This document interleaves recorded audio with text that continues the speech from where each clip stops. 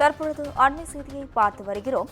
திருச்செந்தூர் சுப்பிரமணிய சுவாமி கோவிலில் பங்குனி உத்திரத்தை ஒட்டி பக்தர்கள் குவிந்த வண்ணம் உள்ளனர். அதிகாலை 4 மணிக்கு நடை திறக்கப்பட்டு 4:30 மணிக்கு தீபாராதனை, 6 மணிக்கு அபிஷேகம் நடைபெற்று வருகிறது. கடல் நாழிக்கிணற்றில் நீராடிவிட்டு 6 மணி நேரத்திற்கு மேலாக வரிசையில் காத்திருந்து பக்தர்கள் முருகனை தரிசித்து வருகின்றனர். ஏராளமான பக்தர்கள் பாத யாத்திரையாக வந்து வேண்டுதல்களை நிறைவேற்றி வருகின்றனர்.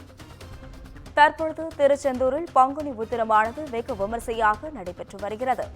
திருச்செந்தூர் சுப்பிரமணிய சுவாமி கோவிலில் பங்குனி உத்திரத்தை ஒட்டி பக்தர்கள் குவிந்த வண்ணம் உள்ளனர்.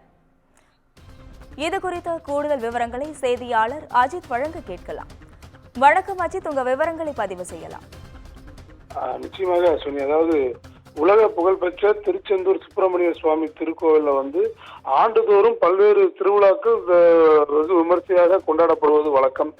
குறிப்பா மாசி திருவிழா, வைகாசி விசாகம், ஐப்பசி திருவிழா உள்ளிட்ட பல்வேறு திருவிழாக்கள் கொண்டாடப்படுவது வழக்கம். இந்த நிலையில பங்குனி உத்திரம் திருச்செந்தூர் கோவிலில் வெகு விமர்சையாக கொண்டாடப்பட்டு வருகிறது.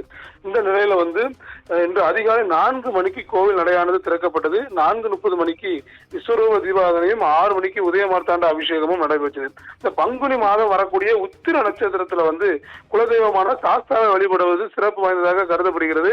இந்த குலதெய்வம் தெரியாதவர்கள் திருச்செந்தூர் முருகப்பெருமானை வழிபடுவது வழக்கம். இதனால் தமிழகத்தின் பல்வேறு பகுதிகளில் இருந்தும் பல்லாயிரக்கணக்கான பக்தர்கள் கோவில், கடல் மற்றும் நாளிக்கிணறு புனித தீர்த்தத்தில் நீராடி 100 ரூபாய் கட்டண தரிசனம் மற்றும் பொது தரிசன வரிசையில சுமார் 6 மணி நேரத்துக்கு மேலாகவே காத்திருந்து சுவாமி தரிசனத்தில் ஈடுபட்டு வராங்க. மேலும் பல்வேறு பகுதிகளிலிருந்து பக்தர்கள் பாத யாத்திரையாக தங்களது வேண்டுதலை நிறைவேற்றி வருகின்றனர்.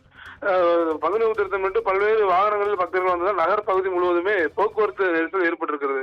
பங்குனி உத்திரத்தை முன்னிட்டு இன்று மாலை 4:30 மணிக்கு தேரடி அருகே சுவாமி குமாரவிடங்க பெருமாள் மற்றும் வள்ளியம்மாள் தோல் மாலை மாற்றும் நிகழ்ச்சியும் நடைபெற இருக்கிறது. இரவு 10 மணிக்கு கோவில்ல வச்சு சுவாமிக்கும் வள்ளி அம்மாளுக்கும் திருக்கல்யாணம் நடைபெற உள்ளது. அஸ்வினி, கூடுதல் விவரங்களுக்கு நன்றி அஜித்.